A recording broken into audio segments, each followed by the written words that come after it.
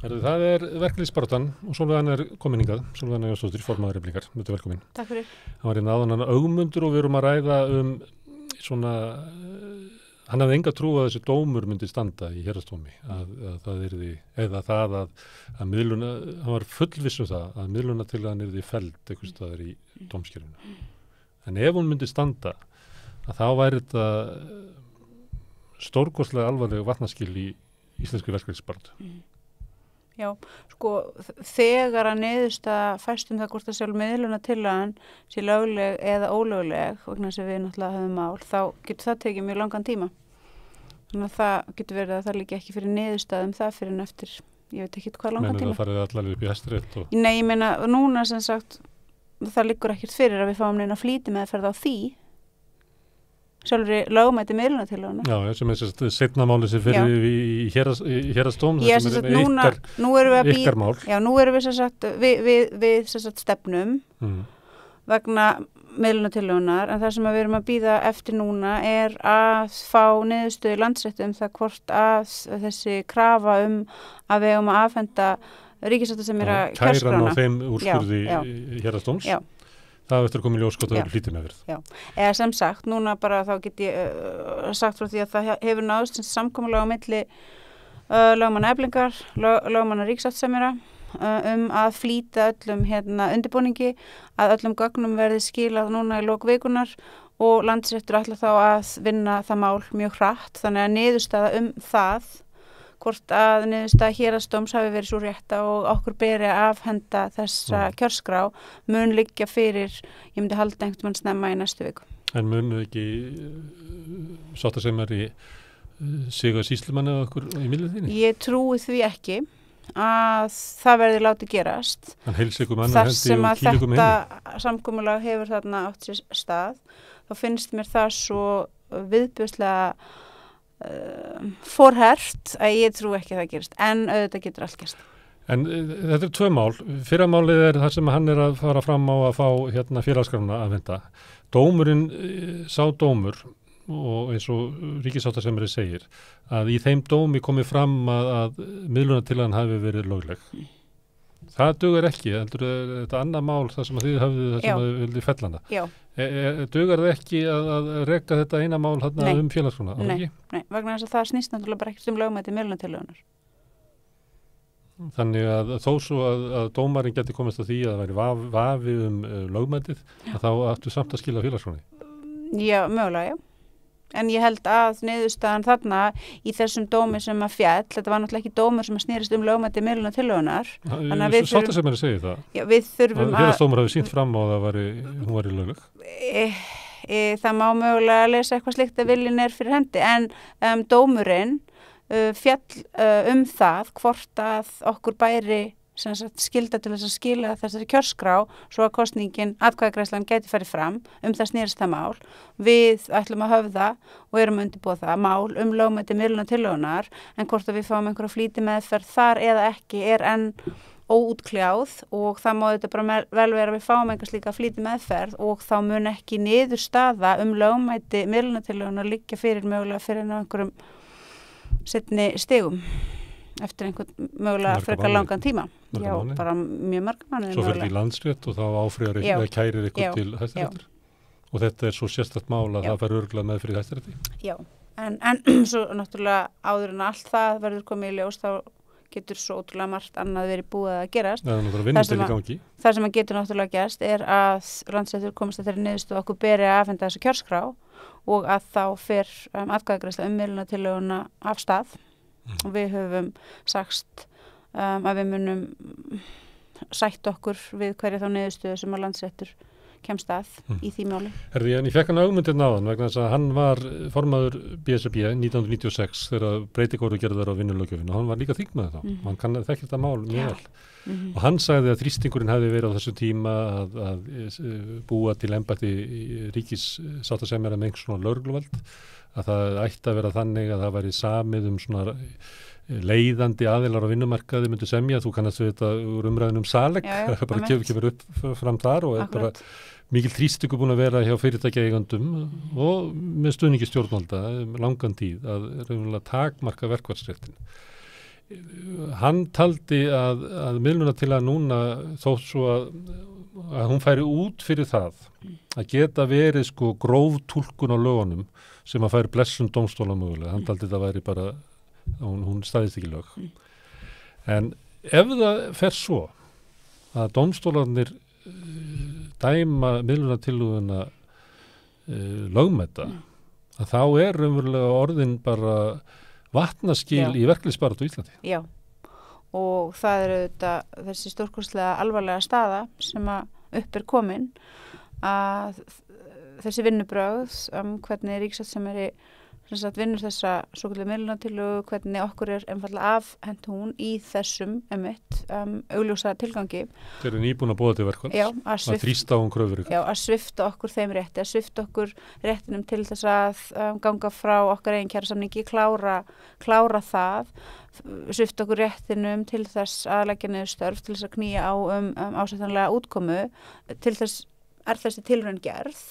Og ef að það verður niðurstaðan að þetta hafi verið gert með lögmætum hætti, að þarna hafi ekki átt í stað brot ríkissáttasemjara á þeim lögum sem honum ber að starfa eftir, þá erum við bara komin á þann stað.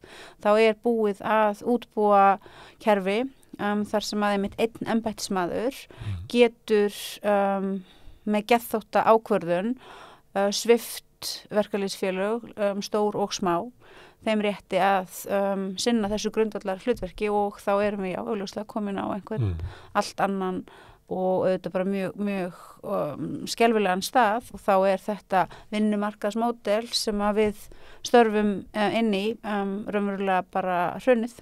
Já, og jáfnvel þótt að væri hægt að bæta kjörsókn, þannig að fólk mætti og myndi fella miðlunartillöguna, að þá raunverulega geta hann bara sett aðra. Já, þá náttúrulega mitt. Til þess að forða því að þú færir í verkfall? Á einhvern náttúrulega stað, en það náttúrulega auðvitað. Þessi svona andstaða sem að komið hefur fram hjá heildarsamtökum á vinnumarkaði og hún raunveruleg og það væntanlega mjög mikill titringur inn í þessu kerfi hjá öðrum sem að eru náttúrulega bara á leið þarna inn til þess að fara í kjarasamningsviðræður, kjarasamningsgerð eins og opinberu félögin og svo líka staðreyndin svo að ég held að Efling njóti í þessari baráttu mjög mikil stuðnings. Við höfum aldrei skynjað jafn mikinn og raunverulegan og svona innilegan stuðning við okkar baráttu. Þannig að það alveg raunverulegt að fólki mjög misboðið en svo auðvitað það jafn raunverulegt að íslensk valdastétt, pólitísk valdastétt, stjórnmálafólkið. Hún líka ánægð með stöðuna, sko. Ég meina þetta bara ótrúlegt að fylgjast. Hvort annað þetta ótrúlegt að fylgjast með þessu ástandi að enginn stígur fram og þorir einhvern veginn af fullum krafti að stilla sér upp við hlið vinnandi fólks í þessu graf alvarlega ástandi og segja bara sannleikann, segja bara hér bara eitthvað hræðilegt að gerast og við verðum alltaf að standa sameinuð gegn því að þetta geðþótta ákvörðun eins embættismanns vegi þyngra en öll þessi stórkostlega mikilvægu réttindi og við getum ekki hort upp á það að fólk sé bara svipt þeim svona en það gerist ekki og það auðvitað til marks það og enn sönnun á því að pólitísk valdastétt á þessu landi einhvern veginn búin að missa bara öll tengsl við allt annað heldur en það að vera einhvern veginn að framkvæmda stýra fyrir hönd auðvaldsins og það ótrúlegt að upplifa það. Ég spurði Ögmundaði hvort það væri ekki eðlilegt að verkalýðsflokkarnir myndu álykta því þetta væri alvarleg staða. Það náttúrulega ekki tilnefnir verkalýðsflokkar. Ja, hann sagði það saman, sko. Já, og það bara staðreynd. Nussaði í honum. Nei, það bara staðreynd og það þýðir ekkit að við... En ég var nú bara að vísa til þeirra flokka sem eiga rætur í verkalýðsbaráttu síðustu aldar sem samfylkingin og VG í dag. Já, þú veist, fólk á rætur í hinu og þessu og á endanum skiptir það engu máli vegna þess að svo ertu bara í þeim raunveruleika sem þú ert stödd í hverju sinni og það sem að manneskjan gerir þar það sem að skiptir máli og já, það getur vel verið að fólk eigi alls konar rætur en baráttan núna og enginn af þessum manneskjum hefur stíðið fram með mjög afgerandi hætti og VG hefur náttúrulega annarkvort áttu þessi ekki á alvarleikanum eða þau eru sátt og hvort tveggja náttúrulega afskaplega slæmt. Þegar að málamiðlunartillagan kom fram þá kom ASÍ með ályktun kvöldið og svo komu hinnir og eftir og það sem að mér finnst kannski, nú var dómurinn í gær, að ætti ekki að koma bara alvarlegri ályktanir núna til þess að draga það fram hvaða ég er sammála og mér finnst það auðvitað dálítið undarlegt að hreyfingin sé ekki að fylgja þessu eftir og ég auðvitað bara því þegar dómstólarnir taka undir með Aðalsteini eða leyfunum eða styðjan í því sem hann er að gera miðluna til hann getur bara verið bommert eins mann sem að gerir bara fáraleg mistök þú veist og það er bara allt í lagi þá bara byrst hann afsökunar og lofar ekki þetta aldrei aftur en þegar dómstólar styðja það er mjög alvarlegt. Já, ég bara aftur ég bara veit ekki af hverju það er ekki einhvern veginn áframhaldandi svona pressa frá hreyfingunni. Ég get ekki svara því. Það er að spyrja aðra en mig hvers vegna svo er. Nei. Það maður hefur heyrt svona menn tjá sig með svona að líta á þetta sem alvarlegt en kannski kemur eitthvað frá ASÍ á morgun. Kannski. Ég held þessi miðstjórnin sé á vinnufundi einhvers staðar upp í sveit. Já, það getur verið. Þeir eru kannski að ræða þetta. Kannski. Herðu, en þegar ég bæði að koma hingað þá ætla ég að biðja þig að segja mér frá niðurstöðum kosningafélaga í Eflingu vinnustöðunir. Gaman. Já. Það eru komna fram, ég sagði þær hérna í upphafi sko. Okay, það var reyndar bara að tekið saman vörubílstjórarnir og hótel starfsfólkið saman væri 80% af þeim sem greiddu atkvæði hafði viljað verkfall. Það voru 84% bílstjórana sem að samþyktu og 82 held ég hjá hótelstarfsfólkinu sem að samþyktu. Og hvað margir mættu? Þessi það að ég er búin að vera á svo ótrúlega miklum hlaupum og ég veit það og ég er að reyna að draga fram þessar tölur núna í gegnum allt sem að er þarna inni í höfðuna mér og þegar ég fekk þessar upplýsingar þá var ég á leiðinni í Kastljós og svo þurfti ég að rjúka þaðan og fara aðeins niður í Eflingu og ég held ég sé að fara með rétt mál að það voru, ég held að það veri 77% þáttaka hjá bílstjórunum og það er mjög samhentur hópur 54% þáttaka hjá hótelunum. Þannig að bílstjórarnir eru náttúrulega ótrúlegir og ástæðan fyrir því að þessi hópur hefur tekið þessa ákvörðun og það er svona mikill meirihluti sem að kemst þessari niðurstöðu er að þarna eru bara mjög sterkir fulltrúar í röðum þessara aðalega manna sem eru trúnaðarmenn og sem hafa bara leitt þessa baráttu. Það skiptir alltaf megin máli. Já, það skiptir öllu máli og þeir hafa verið með okkur í stóru samninganefndinni og hafa svo verið að móbilisera sína samstarfsfélaga með þessum algjörlega frábæra og magnaða árangri og þannig að þetta er best að hlutirnir gerist. Það er best þegar fólki sjálft ákveður að taka svona mikið þátt og taka málinn svolítið svona í sínar eigin hendur og félagið og stóra samninganefndin styður við kröfur þeirra. Þeir taka þátt í störfum stóru samninganefndarinnar og þannig ef við værum núna á eðlilegum stað í kjarabaráttu þá auðvitað væri þetta þannig væri við bara komin með augljósan sigur og það væri augljóst að við sem myndir okkar þyrftu að koma og mæta okkur við samningsborðið og útbúa með okkur ásættanlegan kjarasamning. Þau treysta á það að komi ykkur og bjargi þeim frá því? Þetta er náttúrulega bara alveg hræðilegt og ég eiginlega bara get kannski ekki svona lagt nógu mikla áherslu á það hversu slæmt þetta er og hversu skelfilegt það er að sjá einmitt hvernig ríkissáttasemjari og hvernig meðlimir pólitískar valdastéttar hafa raunverulega bara stilt sér upp sem óvinni lagslaunaðasta fólksins á íslensku vinnumarkaði félagsfólks Eflingar með þessum svona ofsalega áberandi og afgerandi hætti og auðvitað er það svo fyrir okkur í samninganefndinni og fyrir okkur sem erum búin að vera að vinna alltaf þessa miklu vinnu af bara mikill hollustu við félagið og félagsfólk að ég ætla ekki að vera hérna eitthvað of dramatísk en auðvitað er það sorglegt, auðvitað er það svona þungbært að sjá þessa forherðingu og þessa andúð sem að greinilega er þarna og ríkir í okkar garð að það skiptir engu máli þó við séum augljóslega samhentur fjölmennur hópur sem augljóslega getum lesið rétt í stöðuna og erum að berjast með og fyrir félagsfólk vinnum af heilindum, vinnum faglega, svo ég noti það hraðlega orð komum aftur og aftur að samningsborðinu, lýðræðislega, sannlega, og komum aftur og aftur að samningsborðinu með augljósan vilja sem aðeins algjörlega bara blind manneskja eða forhert getur látið eins og sé ekki til staðar og ekkert af þessu lætur það gerast að raunverulegar og eðlilegar samningaviðræður fari af stað og við erum auðvitað rosalega stolt af okkar miklu og frábæri vinnu en aftur, ég veit að við erum líka svolítið að upplifa saman bara pingu svona áfall yfir því að það sé komið svona fram við okkur og ég veit að þetta er þungbært, þetta er særandi að upplifa þetta svona áhugaleysi, skeytingaleysi, virðingaleysi gagnvart okkur og ég vona bara að þetta fólk sem hefur komið... Hvernig þá að grimmdin sé svo útbreitt og köld og grimm? Ég veit ekki hvort ég ætla, ég meina auðvitað er þetta grimmd að geta látið... Vil ekki að fólk eigi í sig á? Ég meina auðvitað er grimmd að geta látið eins og það manneskja sem ég fyllri vinnu við að þrífa 10 herbyggja á einni vakt og fá útborgað 370.000 krónur. Þetta er grimmd og siðleysi og til skammar.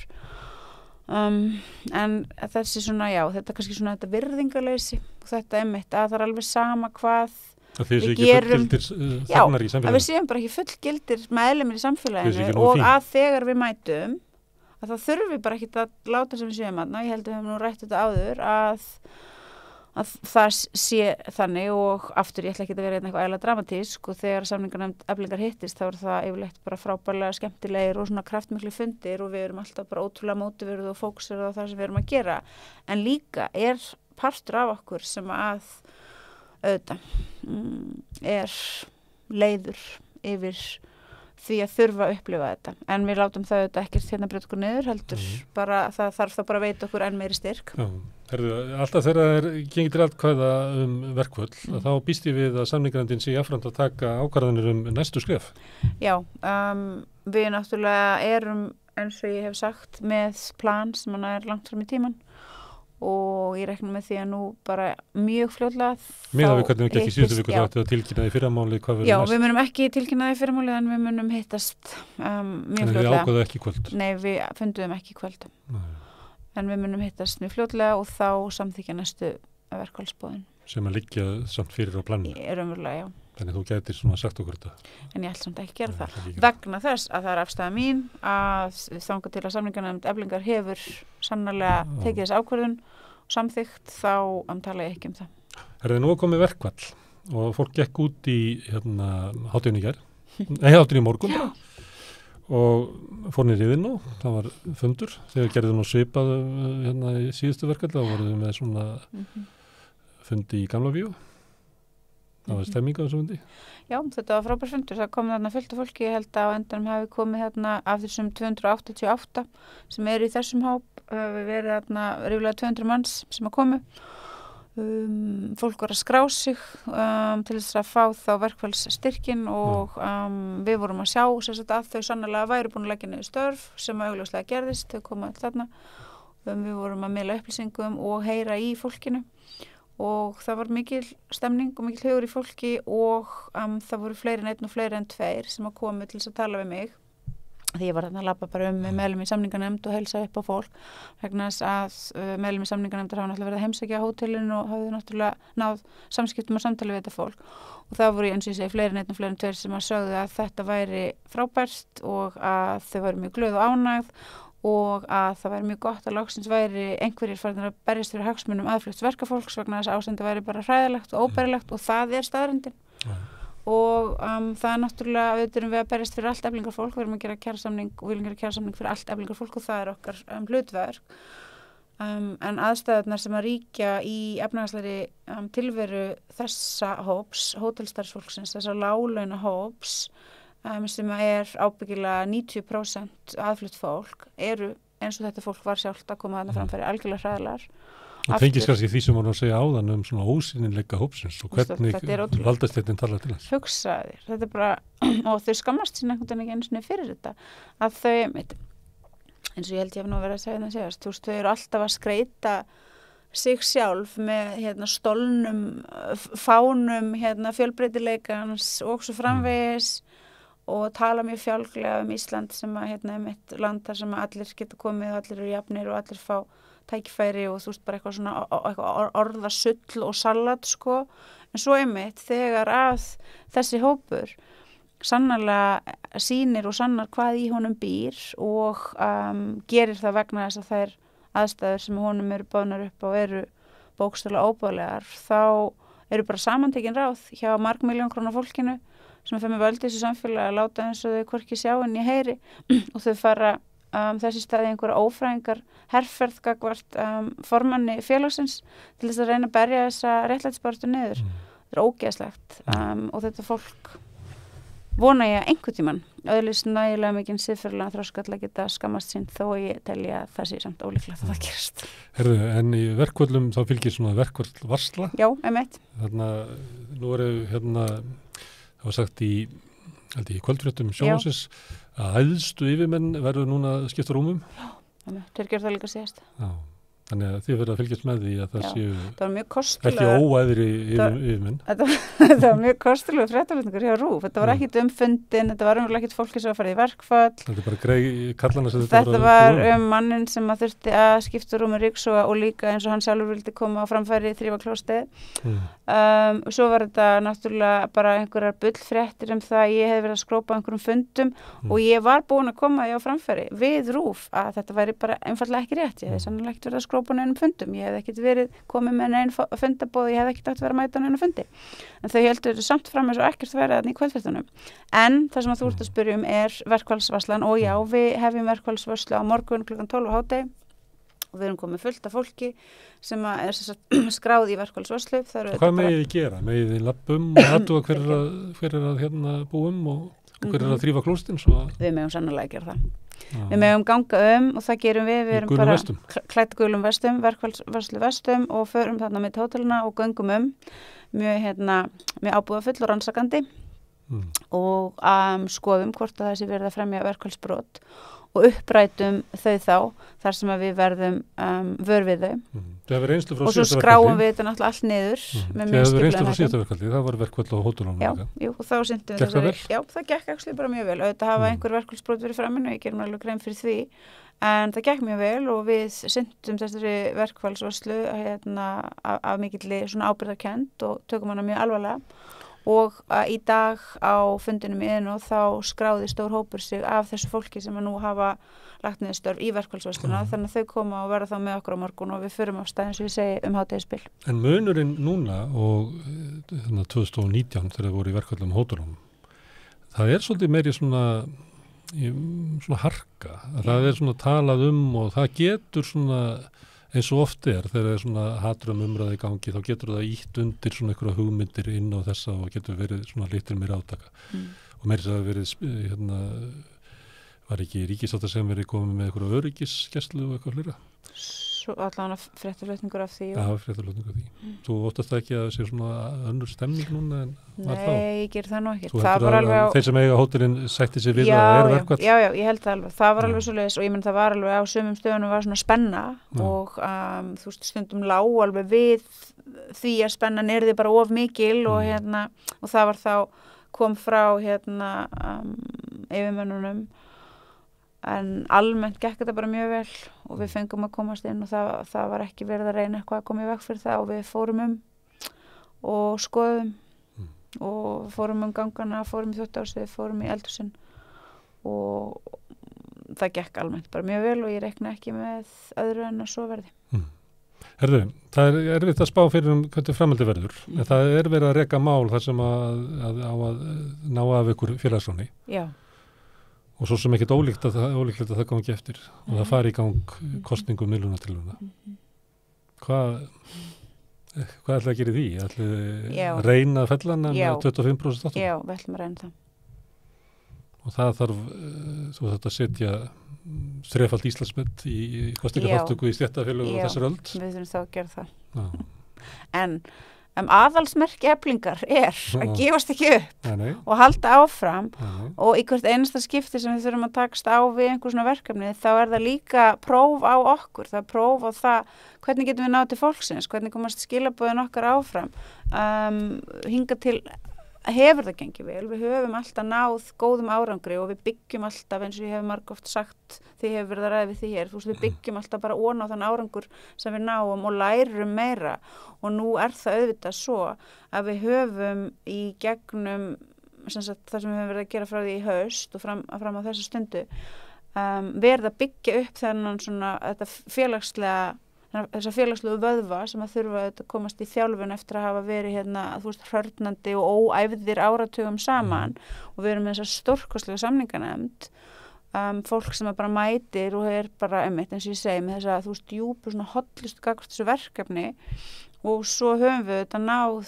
að mobilisera hundruðir manna sem að hafa nú tekið ákvörðunum að leggja niður störf. Þannig að við erum í hvert einasta skipti sem við förum af stað og erum að mobilisera og erum að ná til félagsfólks, þá náum við árangri. Hvort að okkur takist að ná þessum risastóra árangri sem að þú ert hér að ræða það auðvitað á eftir að koma í ljós. Þetta er bara í lögunum. En við gefumst ekki upp og auðvitað munum bara taka þann slag. En við má halda áfram með svona ef að ske og ef að myndi. Ef að veri veðbókarina, þá var líklega veðmálið það að það yrði mikil kosningaþáttaka, yrði afgerandi þeir sem að mættu á kjörstaði eða greiddu atkvæði myndu fella milljónatillöguna.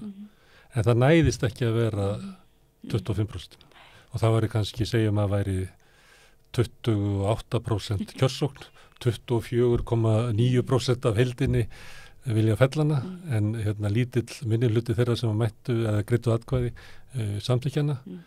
Þá það við náttúrulega komin í einhverja furðulega svona lýðræðislega Við erum náttúrulega komin þangað nú þegar. Við erum komin þangað. Við erum komin í eitthvað svona dystopist ástand og það ógeðslegt að þurfa að vera í því.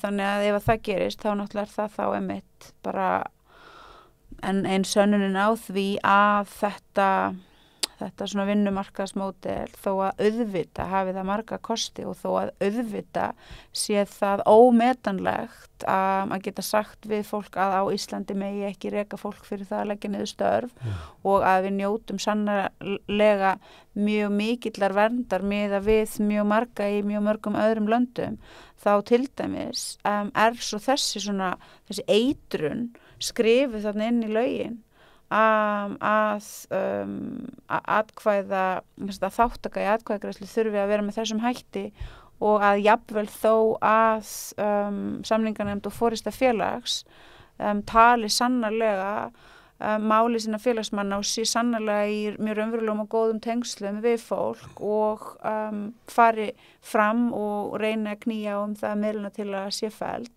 og raunverulega takist það þá samt tekst henni það ekki.